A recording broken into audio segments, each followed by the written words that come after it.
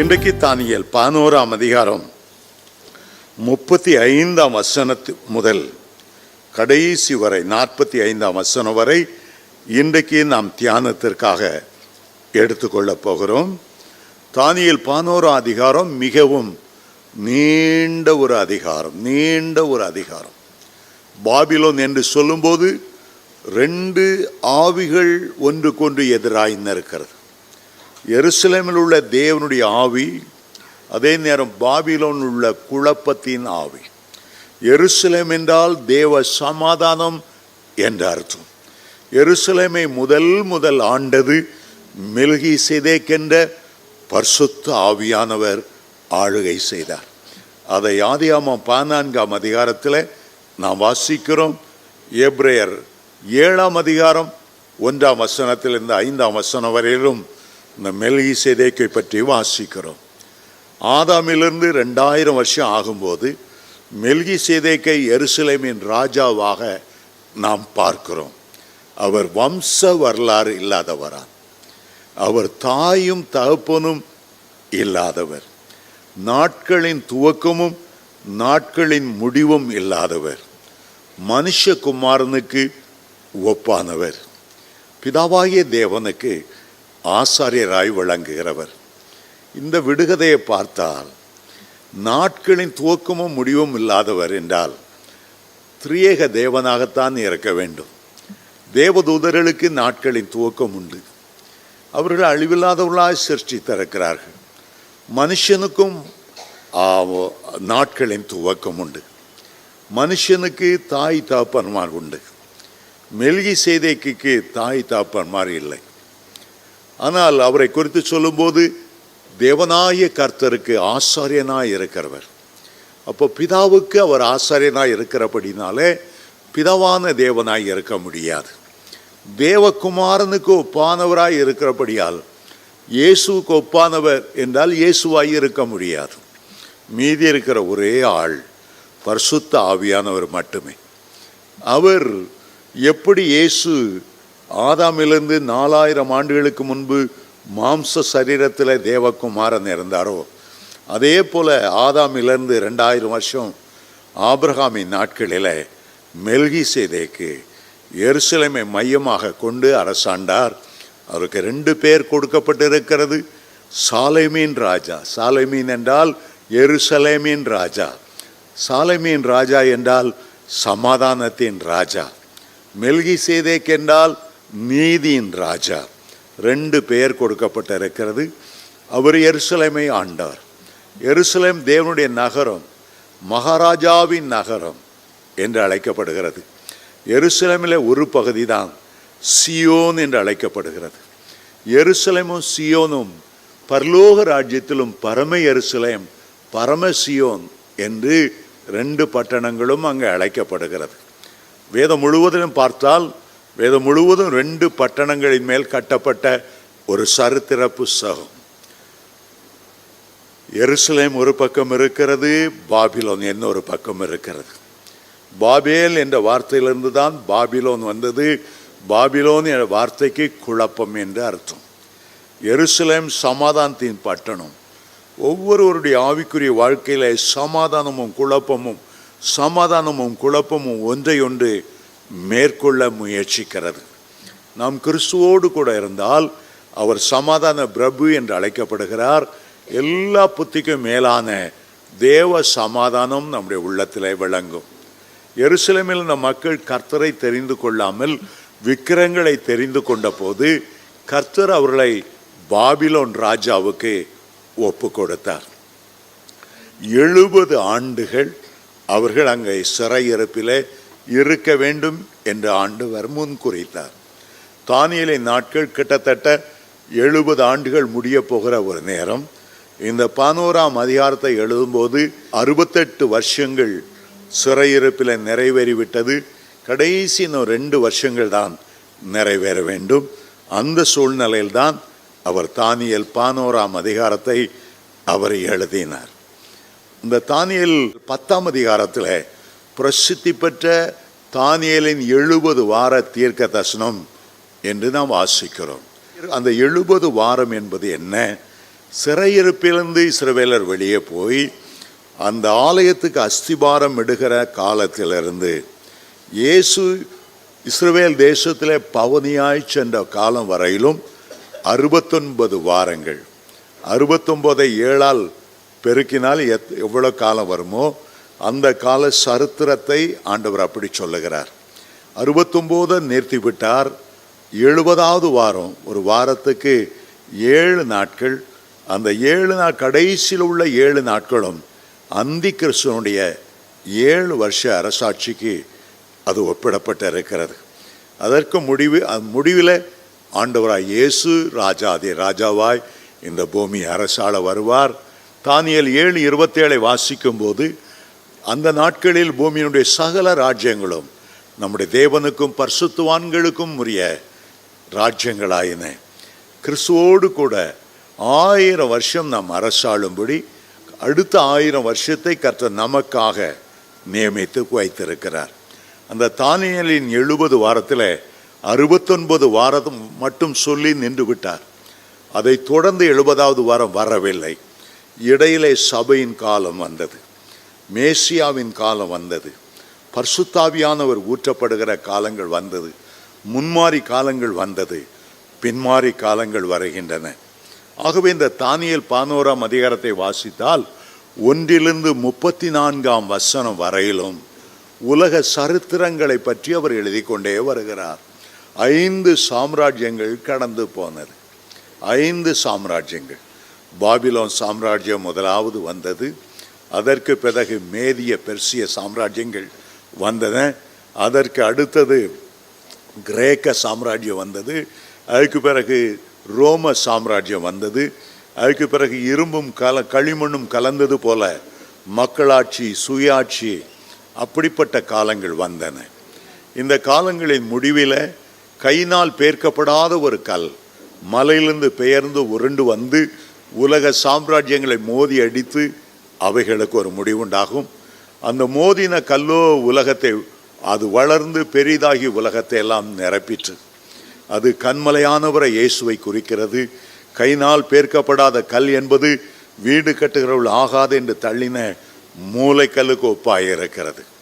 ஆகவே அருமையான தேவனுடைய பிள்ளைகளை, நாம் இப்போது அந்தி கிறிஸ்துவின் ஆட்சிக்குள்ளே ஒரு புகுவதற்கான ஒரு ஆயத்த நேரத்துக்குள் வந்திருக்கிறோம்.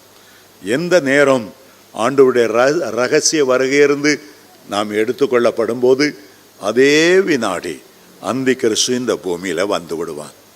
அந்தி கிறிஸ்துனுடைய ஆவிகள் பல வருஷங்களாய் கிரியை செய்தது. ஆனால் அந்தி கிறிஸ்து வரப்போது இப்போதுதான். லெனின் காலத்தில் அவனுக்குள்ளே அந்தி கிறிஸ்துனுடைய ஆவி இருந்தது. ஹிட்லருக்குள்ளே, கேரல் மார்க்ஸ் என்பவருக்குள்ளே அந்த அந்தி கிறிஸ்து ஆவி இருந்தது. இத்தாலியில் உள்ள கரிபால்டி முஸ்லோனிக்குள்ளே அந்த அந்தி கிறிஸ்து ஆவி இருந்தது. ஆவி கிரியை செய்து கொடூரமாய் ஜனங்களை நடத்தினார்கள், யூதர்களை கொன்று குவித்தார்கள். ஆனால் உண்மையான அந்தி கிறிஸ்து இனி வரப்போகிறான். அநேக வேத பண்டிதர் சொல்லுகிறபடி ஒரு மனிதனுக்குள்ளே 3 விதமான ஆவிகள் அவனை முழுவதுமாய் இறங்கி அவனை ஆளுகை செய்யும். பாதாளத்திலிருந்து ஏறி வருகிற ஒரு மிருகம், பூமி வெடித்து அதிலிருந்து ஏறி வருகிற ஒரு மிருகம், சமுத்திரத்திலிருந்து ஏறி வருகிற ஒரு மிருகம் பூரணமாய் அந்த அந்தி கிறிஸ்துவாகிய மனுஷனை ஆளுகை செய்யும். அவனை ஆளுகை செய்யும். வலு சர்ப்பமாகிய சாத்தான், பிதாவுக்கு எதிர்த்து கொண்டிருக்கிறவன், அவனும் அந்த அந்தி கிறிஸ்துக்குள்ள இருப்பான். குமாரனை எதிர்த்து கொண்டிருக்கிற அந்தி கிறிஸ்து, கிறிஸ்துக்கு எதிரானவனும் அவனிலே குடியிருப்பான்.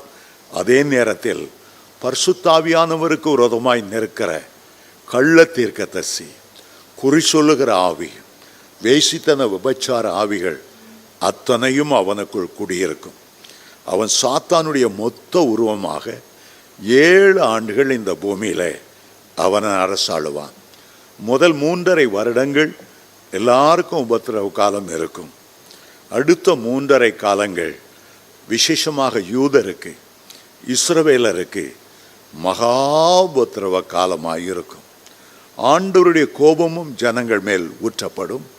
கர்த்தருடைய கோபாக்கினை இறங்கும்போது 7 முத்திரை அவர் பரலோகத்தில் உடைக்க உடைக்க உடைக்க சூரியனில் ஒரு பகுதி பூமியில் விழும். நட்சத்திரங்கள் அத்திக்காய்கள் உதிர்வது போல உதிர்வார்கள். அந்த நாட்களில் உலகம் தோன்றினது முதல் இதுவரை இல்லாத பயங்கரமான உபத்திரவ காலம் வரும் என்று ஆண்டவர் எச்சரித்தார். இந்த அந்தி கிறிஸ்துவாய் வருகிறவன் 2 காரியத்தில் தலைவனாய் இருப்பான். ஒன்று, மத சம்மதமான காரியத்தில் அவன் தன்னை தேவனென்று உயர்த்தி எல்லா மதங்களையும் ஒன்றாய் இணைத்து மத ரீதியான தலைவனாகவும் இருப்பான். அதே நேரம் அரசியல் ரீதியான தலைவனாகவும் இருப்பான். சமாதானம் சமாதானம் என்று சொல்லிக்கொண்டு அவன் இந்த பூமிக்குள் வருவான். ஆனால் வந்ததிலிருந்து பயங்கரமான இரத்தம் சிந்துதல் இருக்கும். அவன் ஒரு யுத்த மனுஷனாய் இருந்து பல தேசங்களை தன்னை கீழே அடக்கி ஆண்டு கொண்டு வந்து கொண்டிருப்பான். அருமையான தேவனுடைய பிள்ளைகளே, அவன் உலகத்தின் ஒரு சர்வாதிகாரியாய் மாறிவிடுவான். உலகம் முழுவதையும் ஆளுகிறவனாய் மாறிவிடுவான்.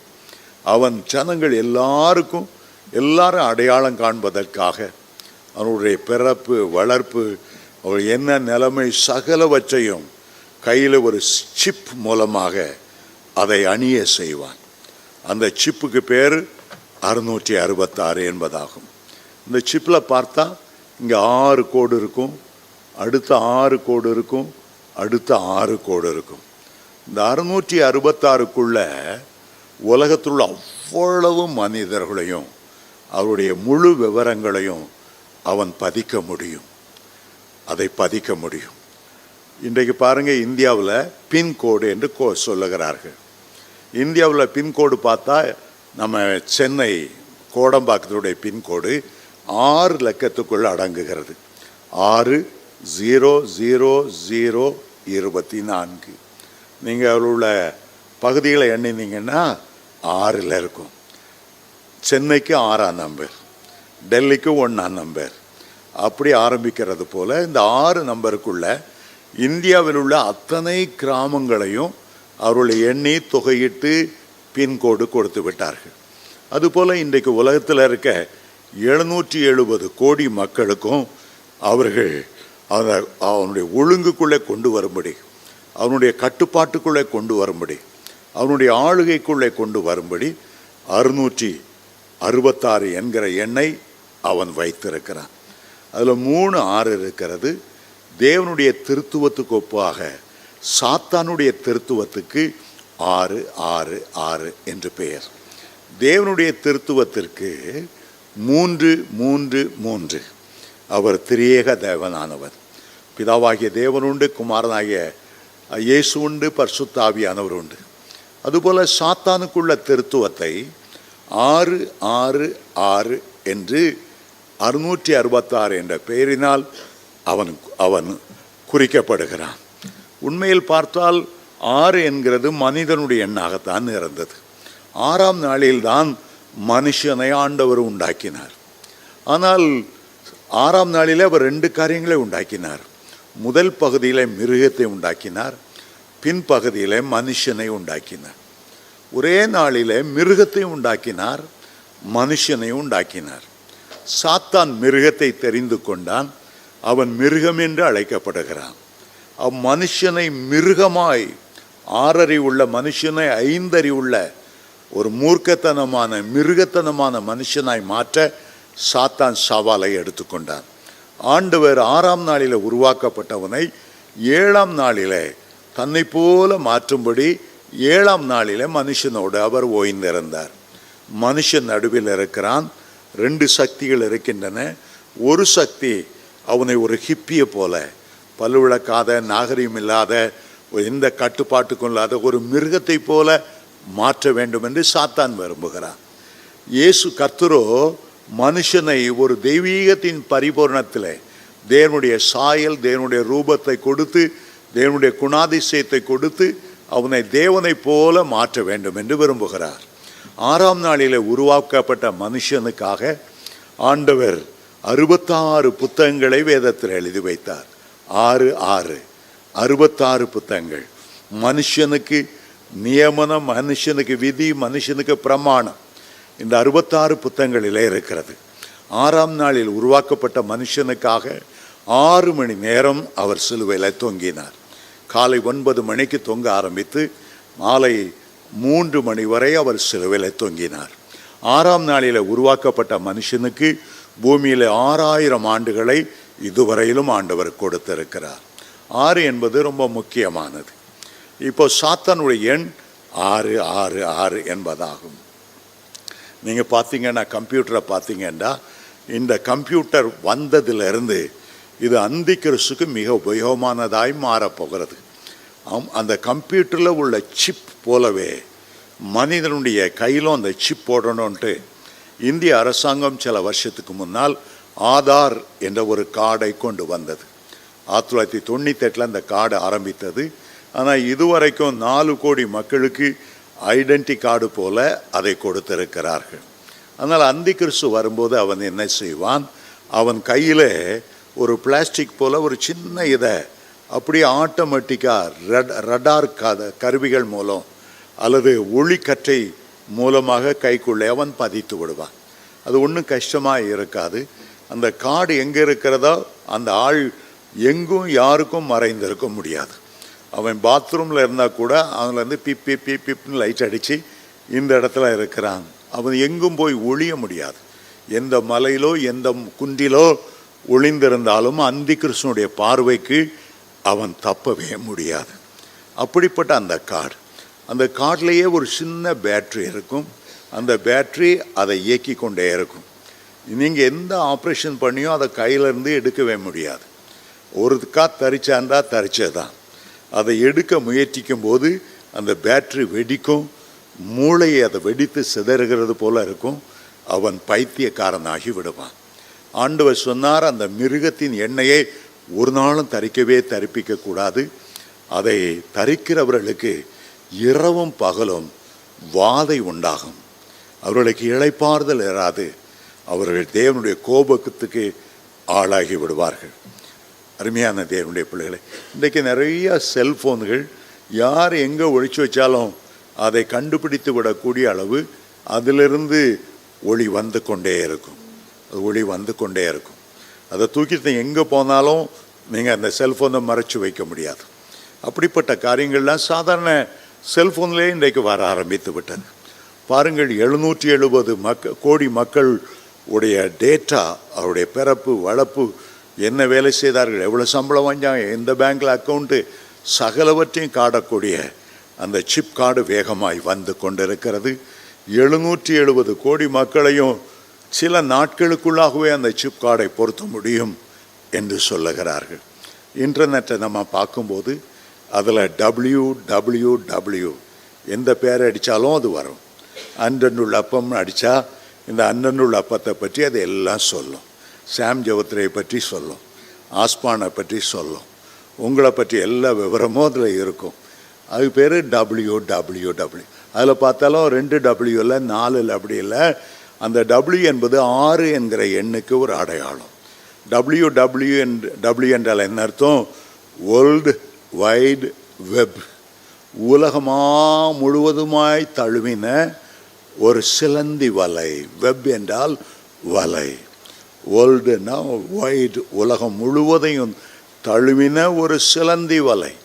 அதுக்குள்ளே சிக்கி கொண்டால் நீங்க முடியாது. டபிள்யூங்கிற பார்த்தாலே ஒரு பாம்பு வளைஞ்சி அப்படி இருக்கிறதான் W. அந்த பாம்பு வளைஞ்சி இருக்கிறதான் W.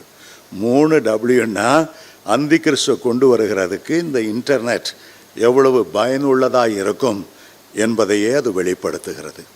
சரி, இப்போ நாம் இந்த தானியேல் 11ஆம் அதிகாரத்துக்குள் செல்ல போகிறோம். முதல் 35 வசனங்கள் சரித்திரத்தை பற்றி பேசினது. எப்படி பாபிலோனிய சாம்ராஜ்யத்துக்கு பிறகு பல ராஜாக்கள் வருவார்கள். மகா அலெக்சாண்டர் வருவார். கிரேக்க அரசாங்கம் எப்படி வரும், ஒரு பெண்ணை வைத்து அரசியல் பேசுகிறது. கிளியோபட்ராவை பற்றி அதில் சொல்லியிருக்கிறது. ஜூலியஸ் சீசரை பற்றி இன்டைரக்டாய் அதில் சொல்லியிருக்கிறது. இதுவரைக்கும் கடந்து வந்த பழங்காலத்து அவ்வளவும் கிட்டத்தட்ட மேசியா காலம் வரைக்கும் வந்து நின்று விட்டது. அதுக்கு பிறகு அதை பேசவில்லை. ஒரு 2 மலை இருக்கிறத வைத்துக்கொள்ளும்.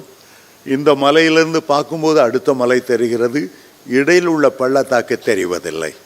சபையின் காலத்தை தானியேலுக்கு தெரியப்படுத்தவில்லை. ஆகவே பழைய ரோம சாம்ராஜ்யம் வந்து முடிந்த பிறகு நேரே அந்திகிறிஸ்துடைய ஆட்சியை குறித்து தானியேல் எழுத ஆரம்பிக்கிறார். பள்ளத்தாக்கில் கிறிஸ்து வாழ்ந்த காலம், பெந்தெகோஸ்து நாளில் பரிசுத்த ஆவியான ஊற்றப்பட்ட காலம், சபையின் காலம் பற்றி ஒன்றும் செல்லவில்லை. நேரடியாக அந்திகிறிஸ்துடைய காலத்துக்கு போகிறது. சரி, இப்போது 35ஆம் வசனத்தை நான் வாசிக்கிறேன். அறிவாளிகளை புடமிடுகிறதற்கும் சுத்திகரிக்கிறதற்கும் வெண்மையாகிறதற்கும் அவர்களில் சிலர் விழுவார்கள். ஒரு யுத்த களம் இருக்கும் என்றால் சில போர் வீரர்கள் விழுவார்கள். இது இயற்கை. பலவீனமானவர்கள் விழக்கூடும். சபை என்று எடுத்தால் ஆவிக்குரியவர்களும் இருப்பார்கள், மாம்சத்துக்குரியவர்களும் இருப்பார்கள். மாம்சத்துக்குரியவர்கள் தாக்கு பிடிக்க முடியாமல் விழுந்து போவார்கள். ஆனால் மற்றவர்களோ மற்றவர்களை தூக்கி எடுத்து நின்று யுத்த களத்தில் தொடர்ந்து போராடுவார்கள். ஆகவேதான் இந்த வசனம் சொல்லுகிறது, அறிவாளிகளை புடமிடுகிற காலங்கள். கர்த்தரே தேவன் என்று அறிகிற அறிவாளிகள், மெய்யான தேவனாகிய பிதாவையும் அவர் அனுப்பின குமாரனையும் அறிவதே நித்திய ஜீவன். அந்த அறிவாளிகள் அவர்களை புடமிடுக ஆண்டவர் சித்தம் கொண்டார். புடமிடுதல் என்றால் 100க்கு 100 பரிசுத்தமாய் வாழும்படி அக்கினி சோதனைக்குள்ளாய் கொண்டு செல்வதுதான் புடமிடுதல். புடமிடுகிறதற்கும் சுத்திகரிக்கிறதற்கும் வெண்மையாகிறதற்கும். சுத்திகரிப்பு என்றால் 100க்கு 100 பரிசுத்தம், பூரணமான பரிசுத்தம், இயேசுவை போல பரிசுத்தம். ஆகவேதான் எப்படி பாலை காய்ச்ச வெண்மையாக இருக்கிறதோ, எப்படி சங்கை சுட சுட வெண்மையான சுண்ணாம்பு வருகிறதோ, அதுபோல பரிசுத்தவான்கள் வெண்மையாவார்களாம். அவர்கள் பிரகாசிப்பார்கள். அவர்களில் சிலர் விழுவார்கள். அவர்கள் சிலர் விழுவார்கள். சங்கீதம் 91ஆம் சங்கீதத்தில் நாம் வாசிக்கிறோம், உன் பக்கத்தில் 1000 பேரும் உன் வலது பக்கத்தில் 10,000 பேரும் விழுந்தாலும் அது உன்னுடைய கண்களினால் மாத்திரம் நீ எதை பார்த்து துன்மார்க்கனுக்கு வருகிற பலனை காண்பாய். எல்லா பக்கமும் இந்த கடைசி நாட்கள் நெருங்க அநேக பரிசுத்தவான்கள் விழுகிறதை நாம் பார்க்கிறோம். நல்ல ஓட்டத்தை ஓடினவர்கள் ஏதோ ஒரு சாத்தானுடைய வலையில சிக்குண்டு கடைசி காலத்தில் நிறைய புதிதாய் ஆண்டவரை நேசிக்கிறவர்கள் எழும்புவார்கள். கடைசி நாளிலே சுவிசேஷத்தின் பெருகி போகும் என்று மற்ற 24:14 வாசிக்கிறோம். கடைசி நாளிலே அபிஷேகம் பெருகி போகும், ஊழியர்கள் பெருகுவார்கள். அதே நேரத்தில் சாத்தானுடைய வஞ்சனைக்குள்ளும் அநேகர் விழுவார்கள்.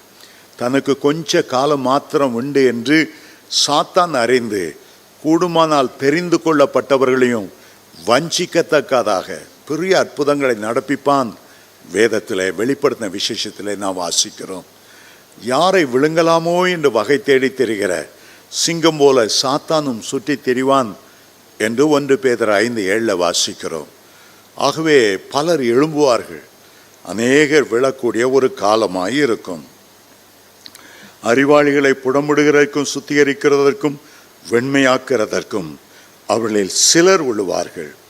முடிவு கால பரியந்தம் இப்படி இருக்கும். இது முடிவு காலத்திலே அதிகமான காரியங்கள் நிகழும்.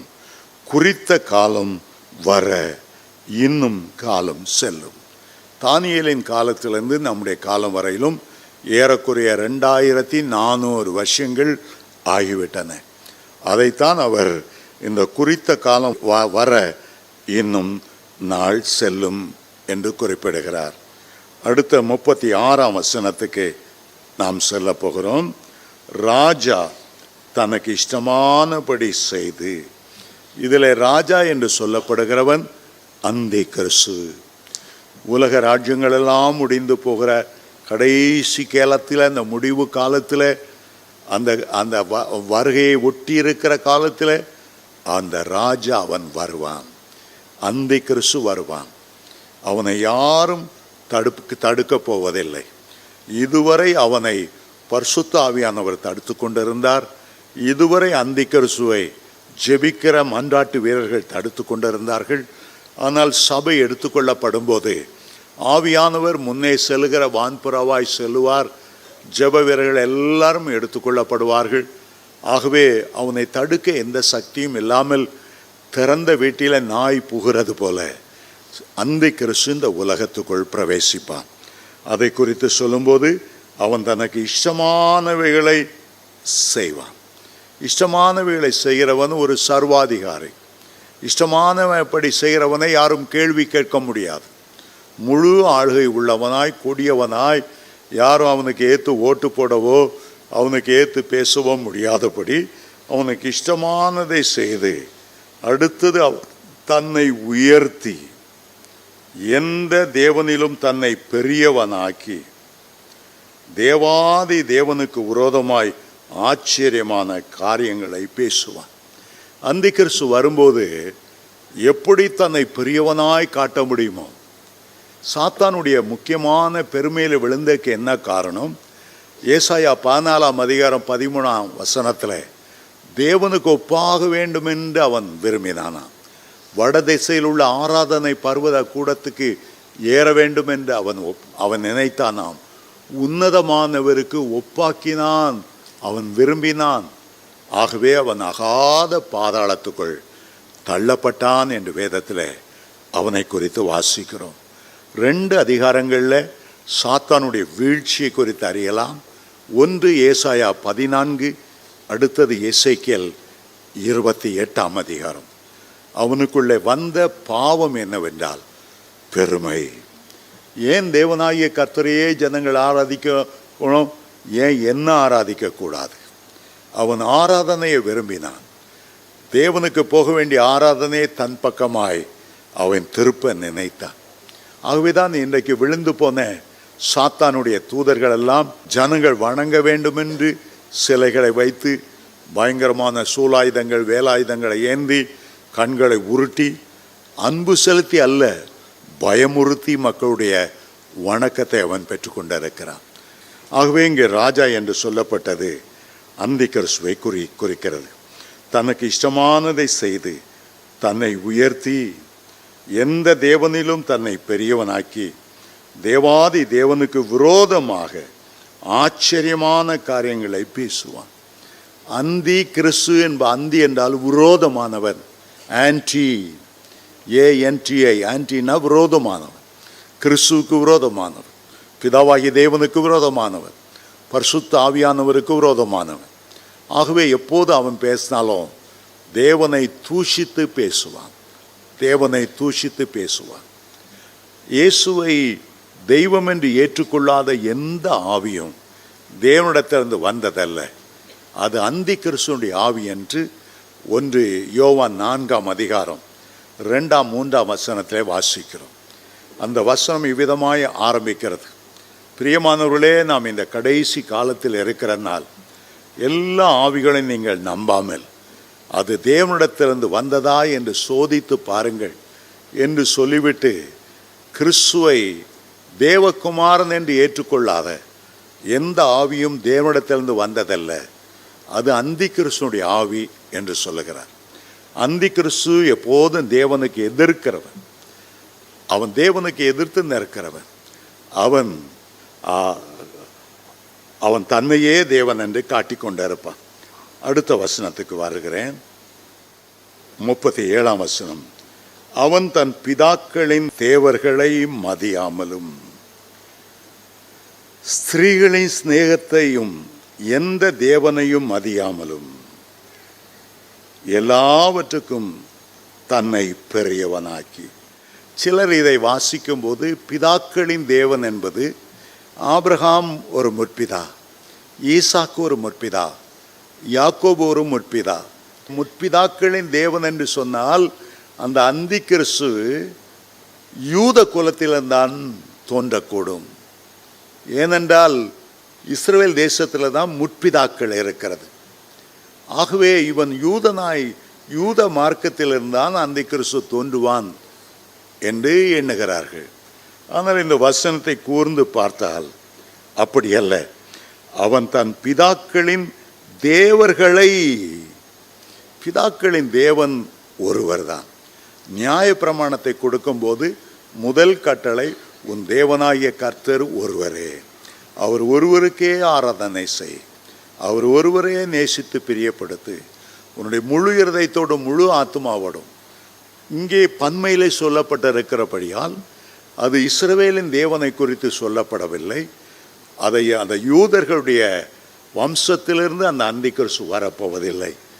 தேவர்கள் என்று சொல்லியிருக்கிறபடினால் எவன் ஒருவன் தன்னுடைய குல தெய்வம் தலைமுறையாய் வணங்கி வருகிற தெய்வங்கள் தேவர்கள் என்று பன்மலையில் சொல்லியிருக்கிறது. அப்படியானால் ஒரு புறஜாதியிலிருந்து தான் அவன் தோன்றக்கூடும். ஆதி ரோம சாம்ராஜ்யம் எதெல்லாம் அரசாண்டதோ, ஆதி கிரேக்க சாம்ராஜ்யம் எந்தெந்த தேசங்கள்லாம் அரசாண்டதோ, அந்த தேசங்களின் அஸ்திபாரத்திலிருந்து தான் இந்த அந்திகிறிஸ்து வருகிறான். ஆகவே அவன் புறஜாதியரை சேர்ந்திருக்கிறவனாகத்தான் இருக்கக்கூடும் என்று நான் நம்புகிறேன். மட்டுமல்ல, அவன் தன் பிதாக்களின் தேவர்களை மதியாமலும் ஸ்திரீகளின் சிநேகத்தையும் எந்த தேவனையும் மதியாமலும் எல்லாவற்றிற்கும் தன்னை பெரியவனாக்கினார். ஸ்திரீகளின் சிநேகம் என்று இங்கே எழுதப்பட்டிருக்கிறது.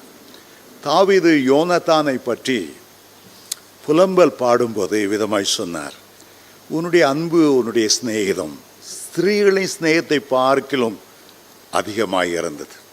ஸ்திரீகளினால் வருகிற சந்தோஷத்தை பார்க்கிலும், குடும்ப உறவிலே வருகிற சந்தோஷத்தை பார்க்கிலும் அதிகமாக இருந்தது.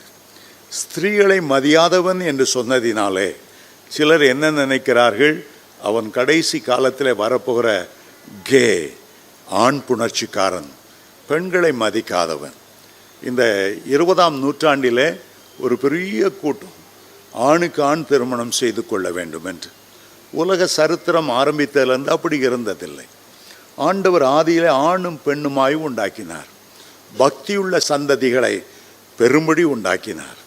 பலுகி பெருகி பூமியை நிரப்புங்கள் என்று சொன்னார். ஆகவே இந்த உலகத்தின் அஸ்திபாரமாய் குடும்ப வாழ்க்கையை அவர் ஏற்படுத்தினார். ஆனால் ஒரு காலமும் இல்லாதபடி இந்த 20ஆம் நூற்றாண்டிலே ஆணுக்கான் திருமணம் செய்து கொள்வதை சட்டமாக்கி விட்டார்கள். பெண்ணுக்கு பெண் திருமணம் செய்து கொள்வதை அவர்கள் சட்டமாக்கி கொண்டார்கள்.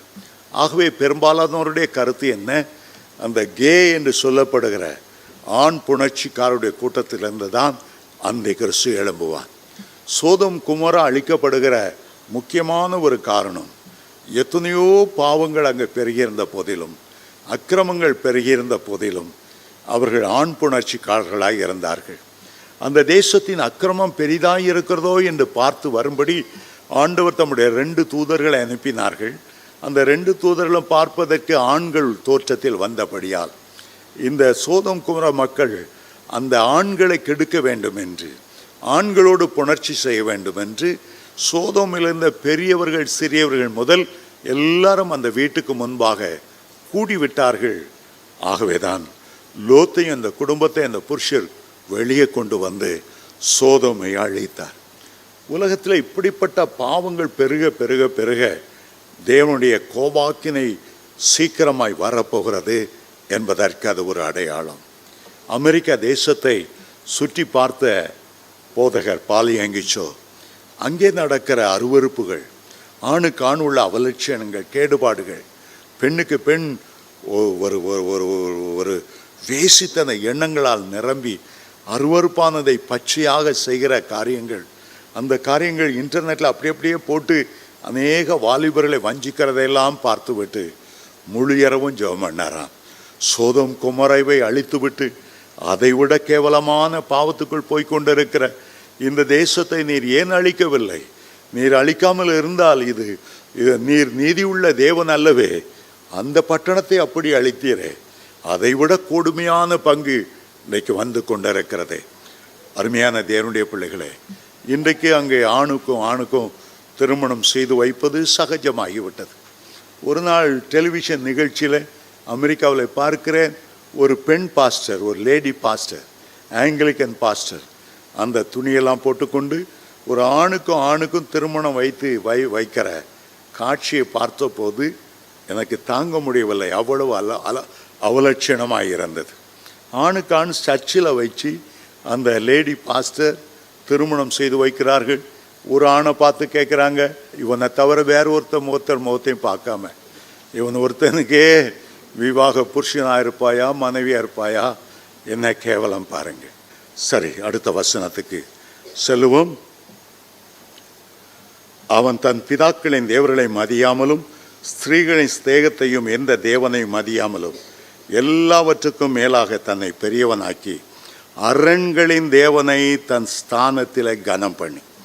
அரண்களின் தேவன் என்றால் பவர். ஒரு அரண் என்பது ஒரு தேசத்தினுடைய பலத்தை குறிக்கிறது. அரண்களின் தேவன் என்று இங்கே வேதம் குறிப்பிடுகிறது சாத்தானை குறிக்கிறது. அவன் தான் மோஸ்ட் பவர்ஃபுல். கர்த்தருடைய சபை எடுத்துக்கொள்ளப்பட்ட பிறகு இந்த உலகத்தில் ஒரு அரணை போல விளங்குகிற பலமுள்ளவனாய் விளங்குகிறவன் அவன் சாத்தான். அந்த சாத்தானை தன்னுடைய பிதாவாக இந்த அந்திக்கிறிஸ்து கொள்ளுவான். அரண்களின் தேவனை தன் ஸ்தானத்தில் கனம் பண்ணி தன் பிதாக்கள் அறியாத ஒரு தேவனை பொன்னினாலும் வெள்ளியினாலும் இரத்தத்தினாலும் உச்சிதமான வஸ்திரங்களினாலும் கனம் பண்ணுவான். பாருங்கள், தானியேல் 2ஆம் அதிகாரத்தில் நேபுகாத் நேச்சார் ஒரு பெரிய சிலையை அவர் செய்தார். 60 முழ உயரமாயிருந்தது, 6 முழ அகலமாயிருந்தது. 60, 6 எல்லாம் அந்திக்கிறிஸ்துடைய நம்பர்கள். 6 விதமான கீத வாக்கியங்கள் முழமுக சொன்னார். அந்த சிலை பொன்னினாலே செய்யப்பட்டது. அதுபோல் அந்திக்கிறிஸ்து தனக்கென்று ஒரு சிலை செய்வான்.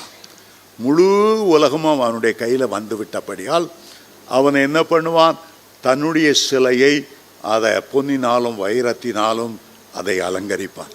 எல்லா ஜனங்களும் அதை வணங்கும்படி கட்டளையிடுவான். அவன் செய்கிற பொற்சிலை பேசுமா, அதை வெளிப்படுத்தின விசேஷத்தில் நாம் வாசிக்கிறோம்.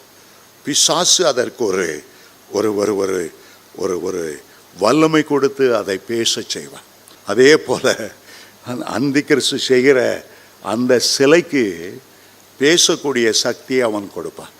அதை வணங்காதவர்களுக்கு கொலை செய்யக்கூடிய அதிகாரத்தை கொடுப்பான். ஒரு டிவியில் அவன் தோன்றுகிறான் என்று வைத்து கொள்ளுங்கள். டிவியில் தோன்றும்போது அவனுடைய சிலை அங்கே காட்சி அளிக்கும். அந்த காட்சி அளிக்கும்போது எல்லாரும் அந்த டிவி முன்னால் நின்று அவனை பணியணும். இப்போது டிவியில் வர்றதை நம்ம பார்க்குறோம். அந்திக்கிறிஸ்து ஆட்சியில் டிவிக்கு முன்னால் பணங்காதவங்கள அந்த டிவியிலேருந்தே அவன் பார்ப்பான். அதான் ரொம்ப கஷ்டமான காரியம். இன்றைக்கு டிவியிலேருந்து நம்ம டிவி நிகழ்ச்சி பார்த்துட்ருக்குறோம். ஆனால் அந்திக்கிறிஸ்துடைய காலத்தில் டிவியிலேருந்து டிவிக்குள்ளே இருந்து அந்திக்கிறிஸ்து நீங்கள் கும்பிட்றீங்களா இல்லையா, வணங்குறீங்களா இல்லையா, அதை அவன் பார்த்தா 2A ஆயிரும். அவனும் பார்க்கக்கூடும், அவனும் அதிலிருந்து உங்களோடு பேசக்கூடும். அவன் பார்த்த நேரத்தில் நீங்கள் வணங்கவில்லை என்றால் அதையும் கண்டுபிடித்து விடுவான். சரி, அவன் அரணிப்பான கோட்டைகளுக்காக அந்நிய தேவனுக்காகவும் செய்வது என்னவென்றால் அவர்களை மதிக்கிறவர்களுக்கு மகா கனம் உண்டாகி, யார் யார் மதிக்கிறாங்களோ அவங்களுக்கு போஸ்ட், நீ வட்ட செயலாளன், நீ மாவட்ட செயலாளன், நீ இவ்வளோ லஞ்சம் வாங்கி கொள்ளலாம், நீ இந்த டேம் கட்டுறதுக்கு கமிஷன் பெற்றுக்கொள்ளலாம், உனக்கு அவனுக்கு கனம் உண்டாகி அவனுக்கு கீழே ஆஃபீஸர்ஸாக அவங்கள போட்டுருவானா. எப்படி ஐஏஎஸ் ஆஃபீஸர்ஸ் இருக்கிறாரோ, எப்படி கலெக்டர் இருக்கிறாங்களோ, அதே போல் அந்திக்கிறிஸ்து ஆட்சியிலும் அவனுக்கு பிரபகண்டா பண்ணி அவன் புகழ் மாலை போட்டு அதுக்கும் ஒரு குரூப் அவன் உண்டாக்குவான். முடிவு காலத்தில் வென்றால் 40ஆம் வசனம், அந்திக்கிறிஸ்து புறப்பட்டு வரும்போது முதலாவது அவன் மத்திய தரைக்கடலில் உள்ள எந்த ரோம சாம்ராஜ்யங்கள் இருந்ததோ அதே ராஜ்யங்கள் மத்தியில்தான் அவன் தோன்றுவான்.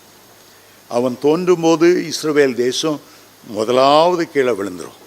காரணம் என்னவென்றால் இஸ்ரவேலை சுற்றி அவ்வளவு எதிர்ப்புகள், அவ்வளவு இஸ்லாம் நாடுகள், அவ்வளவு குடிதான ஜனங்கள் இருக்கிறபடியால் அத்தனை ஓநாய்கள் மத்தியில் ஒரு ஆட்டுக்குட்டியை போல தான் நிறுத்தி பிடிக்க முடியாது என்று அந்திக்கிறிஸ்து வந்தவுடனே அந்திக்கிறிஸ்துவோடு இஸ்ரவேல் தேசம் ஒரு உடன்படிக்கை செய்துவிடும்.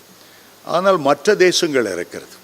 அமெரிக்கா இருக்கிறது, ரஷ்யா இருக்கிறது, சீனா இருக்கிறது. இந்த தேசங்கள்லாம் எடுத்த உடனே அந்தி கிறிஸ்துவை ஏற்றுக்கொள்வதில்லை. முதல் 3.5 வருஷ காலம் அந்தி கிறிஸ்து தன்னுடைய ராஜ்யத்தை ஸ்திரப்படுத்தி டோட்டல் கண்ட்ரோல், டோட்டல் ஒரு ஒரு ஒரு ஒரு ஒரு சர்வாதிகாரியை வர முயற்சிப்பார். அதுவரையிலும் சில போராட்டங்கள். ஆகவே அதைத்தான் முடிவு காலத்தில் வென்றால் தென் திசை ராஜா அவனோடு முட்டுக்கு நிற்பான். தென் திசை என்பது எகிப்தும் அதை சேர்ந்த மத்திய தரைக்கடல் நாடுகளையும் தென் திசை என்று குறிப்பிடுகிறது. குவைத்து, துபாய் போன்ற எல்லாம் அந்த மத்திய தரைக்கடலில் இருக்கிற கத்தார் தேசம், சவுதி அரேபியா தேசம், அவைகள் எல்லாம் இது தென் திசை ராஜா. அவர்களுக்குள் ஒரு கூட்டணி வைத்திருப்பான். அவர்கள் முட்டுக்கட்டை கொடுப்பார்களே தவிர அவனுக்கு எதிர்த்து நிற்க முடியாது. முடிவு காலத்தில் என்னவென்றால் தென் திசை ராஜா அவனோட முட்டுக்கு நிற்பான். வடதிசை ராஜா, வடதிசை என்று வரும்போதெல்லாம் மற்ற அதிகாரங்களை நம்ம சிரியாவை, ஆதி காலத்தை சீரியர்கள் என்று அழைக்கிறோமே, அசிரியர்கள் என்று அழைக்கிறோமே. அசிரியர்கள், சீரியர்கள், அவர்கள் தான் சீரியா தேசத்தை ஆண்டார்கள். அது அந்த சீரியா தேசத்தோடு கூட ரஷ்யா இணைந்து கொள்ளும். நீங்கள் எசேக்கியேல் 38ஆம் அதிகாரத்தில் மாகோகு என்று அழைக்கப்படுகிறது. மாகோகு என்றால் மாஸ்கோ என்று அர்த்தம். ரஷ்யாவினுடைய தலைநகரை அது குறிக்கிறது. கோகு என்பது சீனாவை குறிக்கிறது. ஆகவே ரஷ்யாவும் சீனாவும் அந்த அந்தி கிறிஸ்துவை எதிர்க்கிறது போல இருக்கும். ஆனாலும் முடிவு காலம் என்றால் தென் திசை ராஜா அவனோட முட்டுக்கு நிற்பான். வடதிசை ராஜாவும் ரதங்களோடும் குதிரை வீரர்களோடும் அநேகம் கப்பல்களோடும், கப்பல்கள் என்றால் நேவி, சமுத்திரத்திலும் யுத்தம் ஆரம்பமாகிவிடும். ரதங்கள், குதிரைகள் எல்லாம் கால்படை, ஆர்மி. ஆனால் கப்பல்கள் என்று வரும்போது நேவி உடைய மூமெண்ட்டும் அங்கே இருக்கும். அவனுக்கு விரோதமாய் வருவான். அவன் தேசங்களுக்குள் பிரவேசித்து அவைகளை பிரவாகித்து கடந்து போவான். அந்தி கிறிஸ்து அதை பற்றியெல்லாம் உரி பண்ண மாட்டான். அவைகளுக்குள்ளாய் கடந்து வெற்றியோடு போவான். அவன் சிங்காரமான தேசத்துக்கும் வருவான். சிங்காரமான தேசம் என்பது இஸ்ரவேல் தேசத்தை குறிக்கிறது. சிங்காரமான பட்டணம் என்றால் எருசலேமை குறிக்கிறது. இஸ்ரவேல் தேசத்தையும் எருசலேமையும் குறிக்கிறது. சிங்காரமான தேசத்திலும் வருவான். அப்பொழுது அநேக தேசங்கள் கவிழ்க்கப்படும். ஆனாலும் ஏதோமும் மோவாபும் அம்மோன் புத்திரரில் பிரதானமானவர்களும் அவன் கைக்கு தப்பி போவார்கள். ஏதோம் என்றால் ஏசா அவனுக்கு கொடுக்கப்பட்ட தேசம் ஏதோம் தேசம் என்று பெயர். ஈசாக்கு 2 பிள்ளைகள், யாக்கோபும் ஏசாவும். ஏசாவின் சந்ததியாரை ஏதோம் என்று அழைக்கிறோம். அதுபோல லோத்துக்கு 2 பிள்ளைகள், லோத்தினுடைய சொந்த மகள்கள் மூலமாய் பிறந்தார்கள். அவர்கள் அம்மோனியர் என்றும் மோவாபியர் என்றும் அழைக்கப்படுகிறார்கள். மூத்த பையனுக்கு பிறகு அம்மோன் என்றும் இளைய பையனுக்கு மோவாப் என்றும் பெயர். இன்றைக்கு நீங்கள் ஜோர்டான் தேசத்துக்கு போவீர்கள் என்றால் அந்த தேசத்தினுடைய பட்டணத்தின் தலைநகர் அம்மான், அந்த அம்மோனியன் வாழ்ந்த இடம். ஆகவே ஏசாவும் லோத்தினுடைய சந்ததியான மோவாப் அம்மானியர் அவர்களெல்லாம் அவனுக்கு நண்பர்களாய் விடுவார்கள், தப்பி போய் விடுவார்கள். அவனோடு அவர்களுக்கு யுத்தம் இருப்பதில்லை. எகிப்தியனுடைய பொன்னும் வெள்ளியும் ஐஸ்வர்யங்களையும் உச்சிதமான எல்லா வஸ்திரங்களையும் ஆண்டு கொள்வான். எகிப்தியர் தான் ரொம்ப பொன் வெள்ளியை உலகம் முழுவதும் சேகரித்து வைத்தவர்கள். அவருடைய ஒவ்வொரு பிரமிடுகளில் இருந்தும் 100கணக்கான கிலோ தங்கங்கள் எடுக்கப்பட்டது. எகிப்தின் ராஜாக்களை புதைக்கும் போது அந்த பிரமிடுகளுக்குள்ளே அவர்கள் படுத்த தங்க கட்டில், அவர்கள் உட்கார்ந்த தங்க அரியாசனை அவ்வளவு உள்ளே வைத்து அடக்கம் பண்ணினார்கள்.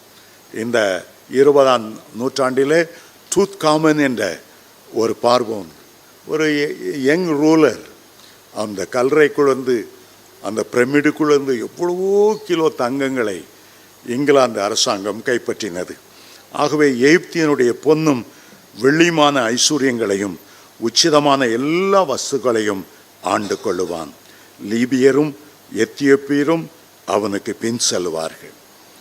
லீபியரும் எத்தியோப்பியரும், அதாவது ஆப்பிரிக்காவில் உள்ள எல்லா சந்ததியும் இந்த ரெண்டுக்குள்ளே வந்திருக்கிறது.